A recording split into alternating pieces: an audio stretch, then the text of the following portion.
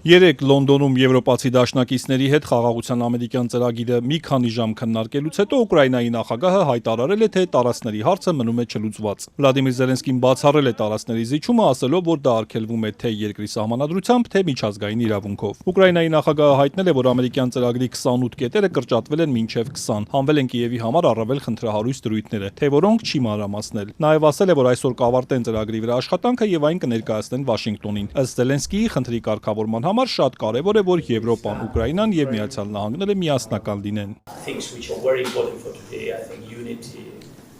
Կան որոշ հարցեր, որ չենք կարող կարգավորել առանց ամերիկացիների եւ որոշ հարցեր, որոնք չենք կարող լուծել առանց Եվրոպայի։ Ահա թե ինչու մենք պետք է որոշ կարևոր որոշումներ կայացնենք։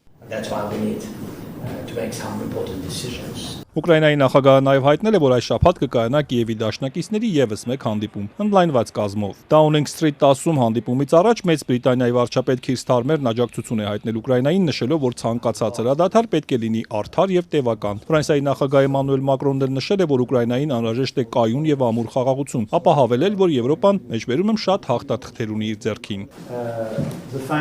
Ֆինանսավորումը եւ տեխնիկան, այն, որ Ուկրաինան դիմադրում է այս պատերազմում եւ այն, որ Ռուսաստանի տնտեսությունը սկսում է տուժել, հատկապես մեր եւ ԱՄՆ-ի վերջին պատժամիջոցներից հետո։ Ֆրիդրիխ Մերցը հայտարարել է, ոչ ոք չպետք է կասկածի տակ դնի Եվրոպայի հաստատակամությունն Ուկրաինային աջակցելու հարցում, ապա նշել, որ թերահավատորեն է վերաբերվում ամերիկյան պլանի որոշ դրույթներին, թեև չի մանրամասնել, թե որ կետերը նկատի ունի։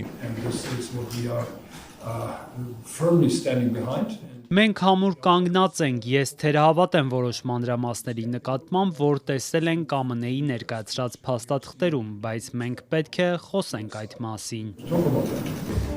2 ժամ բանակցելուց հետո Մերցն ու Մակրոնը հեռացել են Դաունինգ Սթրիթից, որտեղ Զելենսկին եւ Քիր Սթարմերը շարունակել են հանդիպումը։ Ապա Ուկրաինայի նախագահը Լոնդոնից մեկնել է Բրյուսել, որտեղ ամերիկյան պլանը քննարկել է Եվրահանձնաժողովի եւ Եվրոպական խորհրդի նախագահների ու ՆԱՏՕ-ի գլխավոր քարտուղարի հետ։